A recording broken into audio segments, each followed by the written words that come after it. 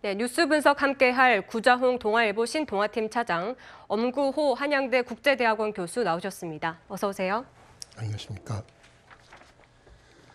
네, 러시아 용병 기업의 무장 반란이 하루 만에 끝났습니다. 용병 기업 바그너의 수장인 프리고진과 협상에 나서 합의를 이끌어낸 인물이 주목을 받고 있는데요. 구자홍 차장님, 네, 이 합의를 이끌어낸 인물이 루카셴코 벨라루스 대통령이에요. 그렇습니다. 어떻게 보면 이제 푸틴 대통령의 최측근 인사라고 할 수 있는 프리고진이 이 바그너 그룹을 이끌면서 지금 우크라이나 전장을 누비고 있지 않았습니까? 네. 그런데 오히려 우크라이나 전장을 떠나서 모스크바로 향하는, 어떻게 보면 이 적전 분열 양상을 일으킨 어떤 전범이 될 수 있었는데, 다행히 벨라루스 대통령의 어떤 중재로 모스크바 200km 앞에서 이 행진을 멈추고 다시 이 기지로 돌아간 것으로 전해지고 있습니다. 네, 교수님 지금 벨라루스 대통령이 협상을 주도했고 또 이 프리고진도 벨라루스로 갔다고 합니다. 이 러시아와 벨라루스와의 관계가 어떻길래 이런 상황이 벌어지고 있는 겁니까?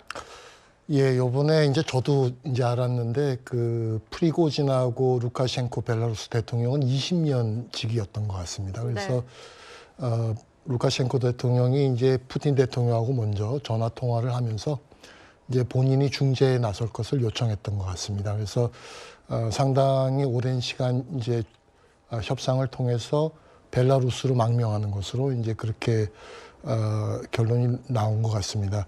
그 벨라루스가 이제 러시아하고 제일 가까운 동맹국이고, 네.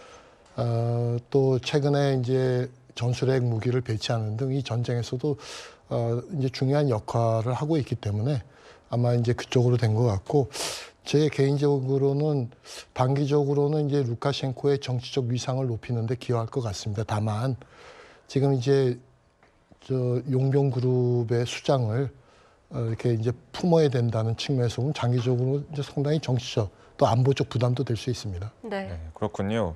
지금 한 가지 더 좀 다시 시청자분들이 궁금하신 거는 이 동맹국이다 하더라도 이제 러시아와 교류를 많이 했었고 어떻게 보면 두 대통령이 좀 가까운 사이 아닙니까? 그래서 이 수뇌부가 이제 쿠데타 내지 반란의 그런 얘기가 있었던 그 수뇌부가 벨라루스로 가게 되면 거기서 정말 정상적으로 생활을 할 수 있는 것인가? 그 전에 이런 사례가 좀 있었는지 그런 게 좀 궁금해하시던데요. 예, 그 이제 과거에 이제 키르기스탄에서 이제 이런 소요가 났을 때도 이제 전직 키르기스탄 대통령이 이제 벨라루스를 망명한 사례는 있습니다. 네. 이제 저희도 이제 그 점을 굉장히 불확실하게 생각하는데, 어쨌거나 쿠데타를 일으킨 사람이고 그런 사람이 이제 벨라루스에 이제 계속 이제 남아서 과연 푸틴 대통령하고 어떠한 관계를 유지하게 될 것인가, 그 굉장히 불확실하고도 좀 관심의 대상이 될 것 같고요. 저는 개인적으로는 이제 벨라루스에 있다가 또다시 좀 제3국으로 갈 가능성도 있다, 그렇게 생각합니다. 네, 알겠습니다. 이 러시아 용병 기업 바그너 그룹이 무장 반란을 일으킨 지 하루 만에 이 수도 모스크바를 목전에 두고 반란을 중단하기로 했습니다. 구자홍 차장님, 네. 이 반란을 중단하기로 한 배경은 뭐라고 보십니까? 네. 일단 반란 자체가 러시아의 어떤 체제를 전복하기 위해서 시작됐다기보다는 네. 오히려 지금 러시아 국방부 장관과 이 프리고진 사이에 내부 알력 다툼이 이런 그 반란으로 좀 이어지지 않았느냐, 이런 관측이 나오고 있습니다. 네. 왜 그러냐 하면 지금 이 쇼이구 러시아 국방장관이 지금 프리고진이 이끌고 있는 바그너 그룹의 어떤 진지를 향해서 미사일을 쐈다, 이런 지금 주장을 하고 있지 않습니까? 네. 그리고 그 이전에 주장한 걸 보면 프리고진이 싸우고 있는 바그너 그룹에 제때 지금 탄환이 제공이 되고 있지 않다. 그러니까 싸워야 되는데 러시아 국방부 측에서 제대로 물자를 전달해주고 있지 않다. 그러니까 프리고진, 그러니까 용병 그룹을 이끌고 있는 프리고진과 이 러시아 군을 통솔하고 있는 이 쇼이구 장관 간의 어떤 내부 알력 다툼이 이 프리고진으로 하여금 어떻게 총구를 이 모스크바로 향하게 돌린 거 아니냐. 그러니까 푸틴 대통령을 없애서 러시아 체제를 전복하겠다라는 어떤 쿠데타 목적이라기보다는 군부 내부 또는 러시아 어떤 군 내부의 알력 다툼이 이런 프리고진의 돌발 행동을 이끌었기 때문에 아마 루카셴코 대통령의 중재로 빠른 시간 내에 좀 중재가 이루어진 것이 아닌가 하는 생각이 듭니다. 네.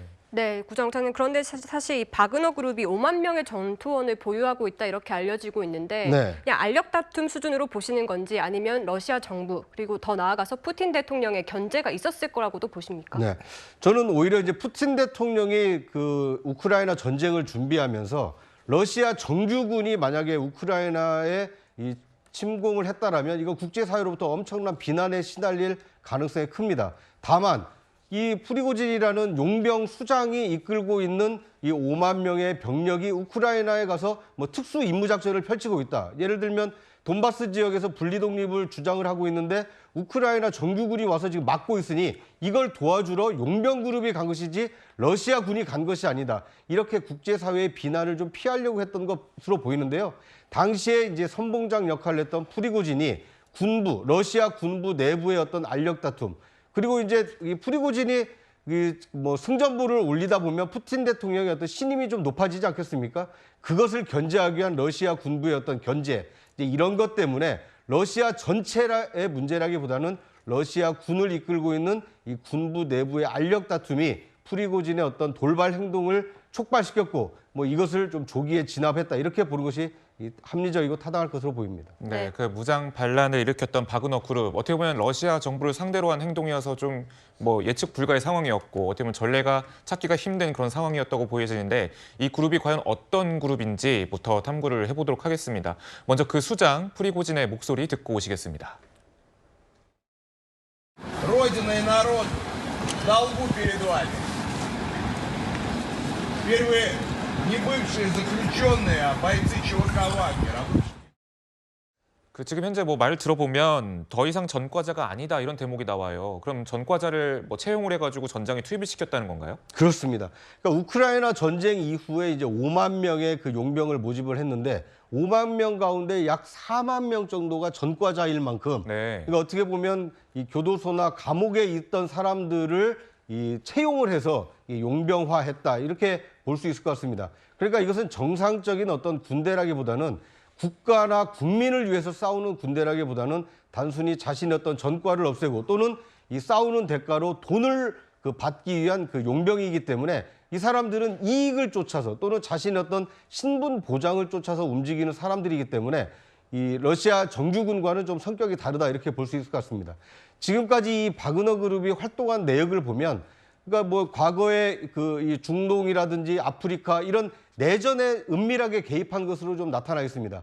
그러니까 러시아와 어느 정도 연관성은 있지만 러시아가 직접 개입하기 어려운 국제 분정에 이 용병 그룹이 개입을 해서 어떤 내전을 뭐 부추기거나 아니면 내전의 어느 한쪽 편이 승리하는 데 기여해왔다. 이제 이런 것을 볼 수가 있는 것이고요. 이번 우크라이나 전쟁의 경우에도 돈바스 지역에서 이 우크라이나 정규군과 싸우고 있는 이 군인들을 도와서 어떻게 보면 우크라이나 동부 지역에 어떤 전선을 확장하는데 상당히 역할을 했기 때문에 러시아가 직접 하기 껄끄러운 일을 이 용병 그룹이 해왔다 이렇게 보는 것이 타당할 것 같습니다. 네, 교수님, 이 프리고진이란 인물도 이력이 굉장히 특이한데 이 사기나 성매매 알선 같은 이른바 잡범 출신이었는데 지금 푸틴 대통령의 최측근까지 됐거든요. 어떤 과정을 거쳐왔던 겁니까? 예, 프리고진은 이제 1961년생입니다. 62세인데요. 그 푸틴과 같은 고향인 이제 상트페테르부르크에서 출생을 했습니다. 지금 말씀하신 것처럼 이제 어릴 때 좀 불우한 환경이었던 것 같고, 네. 이제 10대에 범죄를 저질러서 이제 9년, 10년 정도 이제 감옥소 생활도 했던 것 같습니다. 이제 그 이후에 이제 가판대에서 핫도그를 팔아가지고 돈을 많이 벌었다. 이제 네. 그렇게 알려져 있고요. 이제 그 이후에는 이제 레스토랑 사업, 특히 크레물린이나 이런데 이제 케이터링 사업을 해가지고 굉장히 이제 돈을 많이 벌고 특히 해외 국빈 뭐 만찬이나 이런 걸 준비하면서 이제 굉장히 푸틴의 요리사 또는 뭐 푸틴의 측근으로 그렇게 알려진 인물입니다. 지금 많이 말씀하시는 이제 바그너 그룹은 2014년도에 그 돈바스 내전이 이제 확전되면서 이제 거기에 투입하기 위해서 만든 이제 용병 부대였고요. 이제 이번에 이제 전쟁 초창기에 러시아 정규군이 키우 공격에 실패하지 않았습니까? 네. 그 이후에 이제 돈바스를 이 바그너 그룹이 이제 빨리 큰 전과를 올리면서 이제 굉장히 이제 부각됐고 특히 최근에 그 9개월이나 끌었던 아주 굉장히 많은 사상자가 발생한 바크무트 전투를 5월 20일 날 점령했다고 선언하면서 이제 굉장히 이제 위상이 올라간 것 같습니다. 네, 그 프리고진이 보면 유혈 사태를 피하기 위해 철수하겠다라고 밝히면서 일부 그 지역에 있던 주민들이 철수하는 상황에서 이렇게 응원도 하고 환영하는 그런 모습을 보여줬는데 이 러시아 내에서 이 프리고진의 신망이 좀 두터운 상태입니까? 예, 이번에 이제 조금 이제 그 저희가 정확히 좀 해석이 필요한 것이 프리고진의 주장에 의하면 이제 가는 곳마다 이제 국민들이 열렬히 환영했다는 거고 네. 또 이제 실제로 그 처음에 이제 반란을 선언했을 때는 2만 5천 명 정도 병력이었는데 믿을 수 있는 얘기인지 모르지만 본인의 텔레그램에 러시아군이 합류해서 7만 5천 명까지 늘어났다는 이제 주장도 하고 네. 일종의 좀 선전선동도 한 것 같습니다. 네, 알겠습니다. 지금 뭐 한 가지만 또 좀 질문을 드리면 어쨌거나 이제 교수님 말씀 들어보면 불우한 환경에서 자랐고 이렇게 푸틴의 요리사로 승승장구하다가 본인이 이제 뭐 수만 명의 그런 용병들을 이끌고 이 전장에 투입이 되는 그런 상황이 됐잖아요. 어떻게 보면 이 쿠데타나 반란치고는 하루만이라고 하면 정말 짧은 시간에 이게 돌아간 건데 이 해프닝 어찌 보면은 자신의 영향력을 과시하기 위한 것 아니냐 이렇게 볼 수도 있을 것 같아요. 예, 이제 아까 이제 말씀을 해주셨는데 아마 이제 처음에는 자기들의 어떤 노력에 대한 적절한 금전적 네. 또 보상 또 쇼이구 국방장관의 이제 좀 소극적인 군사 지원, 이제 후방 지원 이제 이런 것에서 이제 불만이 쌓였고 특히 이제 바흐무트가 이제 정규군으로 배치되면서 이제 러시아 국방부에서 이제 7월 1일까지 모든 용병들은 국방부가 계약을 맺어서 이제 확실한 이제 계약 관계 하에서 국가가 관리하겠다. 이제 이렇게 되면서 아마 본인의 영향력이 떨어지는 거에 대해서 아마 좀 굉장히 불만이 쌓였던 것 같습니다. 근데 저는 그게 더해서 이제 나중에 보니까 그 프리고진이 상당히 정치적 야심도 좀 있었지 않았나 이런 네. 생각이 드는데요. 이제 쉽게 얘기하면 서방에 대한 어떤 반대 전통적 가치에다가 지금 이제 러시아 국민들이 생각하기에 이번 전쟁에서 좀 러시아 군이 무능함을 보이는 거는 프리고진의 주장대로 좀 관료주의 때문에 그렇다 하는 네. 이제 그 두 가지를 잘 결합해서 본인이 이제 정권에까지 좀 야심을 가지고 행동한 것은 아닐까 그런 생각을 합니다. 알겠습니다.